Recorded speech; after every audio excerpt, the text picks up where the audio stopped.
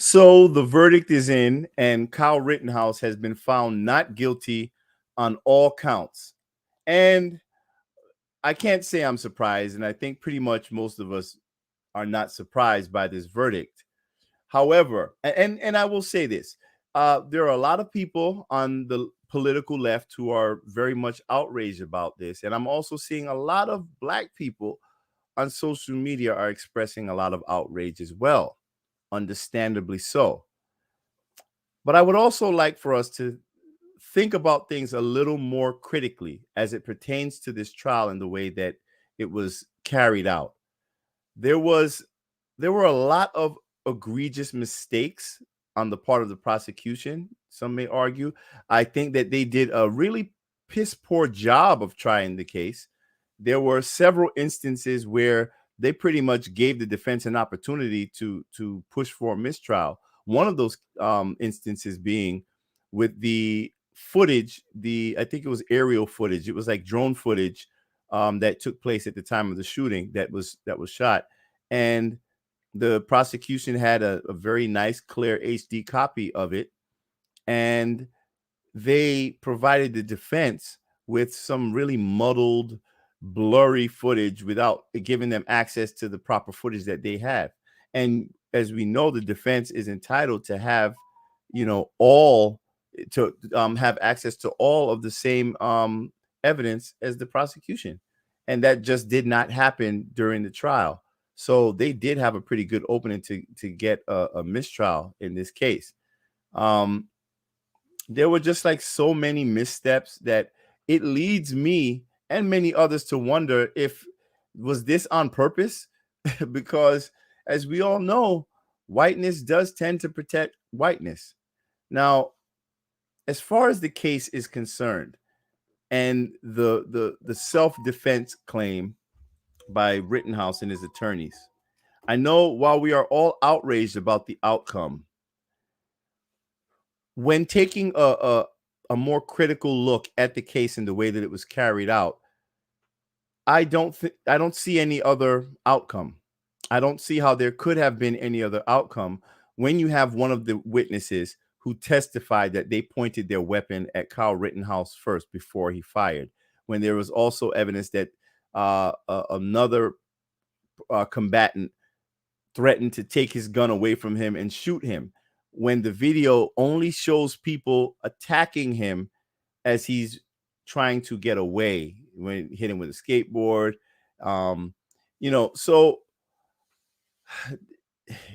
the question for the jury to answer is, in that moment, did Kyle Rittenhouse believe that his life was in danger? When someone was pulling, you even see a video when someone's actually pulling his gun, like taking it away from him. Like, did you believe that your life was in imminent danger? I think he has a pretty good argument to say yes. Now, does that change his intention? No. And let me, I would like to speak to the sentiment. Now, when it comes to the sentiment behind Kyle Rittenhouse even being at that protest, we know that he went to that protest with a clear anti-black sentiment. We know that if it was not a Black Lives Matter protest, his entitled little ass would not have been there in the first place. We know that. But it still does not change the facts about the case and the way that it was tried. Now, as far as a matter of fact, I want to show you a post that I put up, and it seemed to kind of spark some outrage. Let me get it right here. And I understand why it did, but it should not have. But here we go. And it's okay. Unpopular opinion. The jurors got the Kyle Rittenhouse verdict right. Not guilty. The problem is that black folks aren't afforded the same benefit of the doubt in America's criminal justice system, which is why many are outraged. Now, I think that that's very true, because we know that if that was a black guy who went there carrying an AR-15, carrying any type of assault, right, carrying any weapon at all, not even firing it, he probably would not have made it out alive, especially if the police were there. We know that. And we know that had a black guy shot anybody in self-defense or not, listen, that trial would have been all of like 3 days, and the jury would have came back with a guilty verdict in like 10 minutes. So we know that, and we understand this double standard. How we understand how this justice system does not apply the same standard to one group of people that it does to others. Just as we understand that policing in this country, for the most part, police in this country do a great job at policing white people. But when it comes to policing black people, there's a completely different standard, which is that is the crux of the problem. But I also believe that we need to start looking at things very, very much critically. Now, when I talk about, we know the sentiment of Kyle Rittenhouse. We know why he was there. And although the verdict, I believe, was the right verdict from a legal perspective, do I believe that Kyle Rittenhouse got away with murder? Yep, I absolutely do. I believe that the jury made the right call from a legal perspective, but I do believe that Kyle Rittenhouse got away with murder. I believe that he went there with the intention of, he was looking for problems. He was looking for conflict. I believe that he was there with the intention of catching a body. But it's not what it was in his mind at the time. It's what you can prove. And like it or not, the prosecution has a burden of proof that they have to meet beyond the shadow. They have to prove their case beyond the shadow of a reasonable doubt, beyond a reasonable doubt. So it didn't happen. It didn't happen. And this kid got away with murder. Yes, he got away with murder. We know why he went there. He went there looking for trouble, and he found it. And then when the shit got too hot, he started blasting away. That's what happened.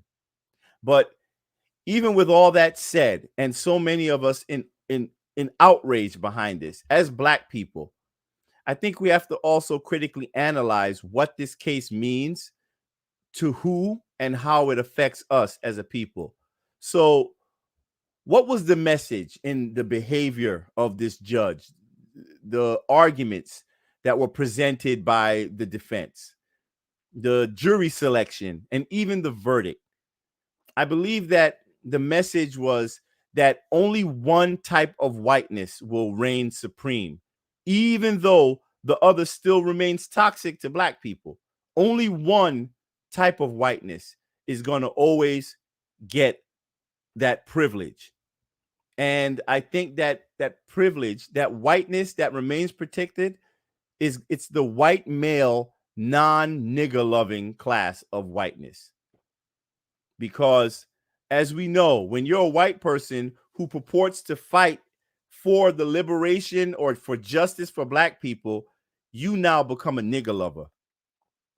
And you are now an outcast from the dominant group. This is just how it has always been in this country. But we also have to understand that the toxicity of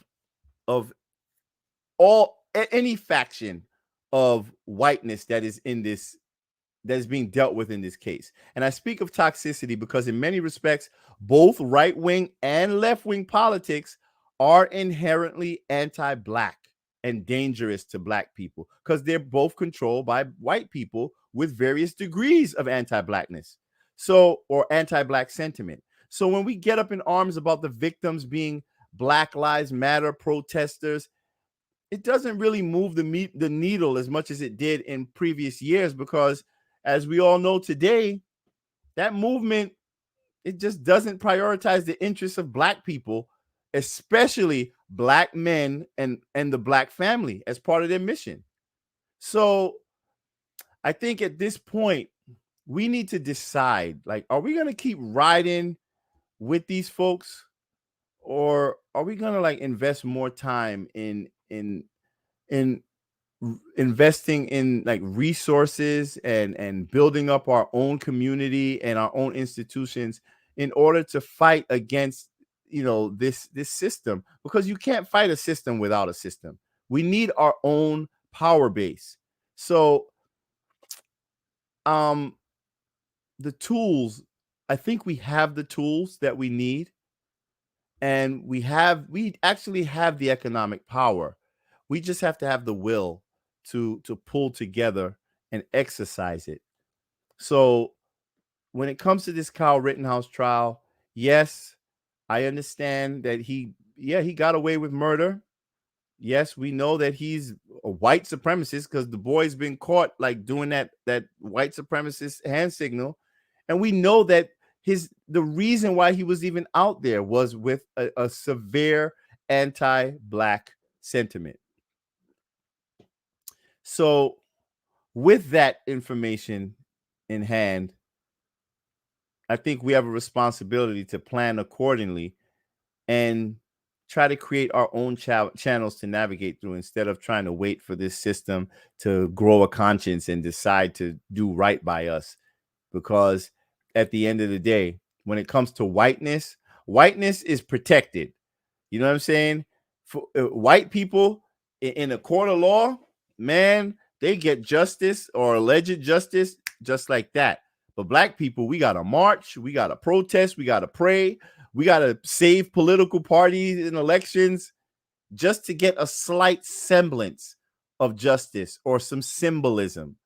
Maybe get a payout, but never any real consequences or punishment for those who perpetrate anti-blackness against us.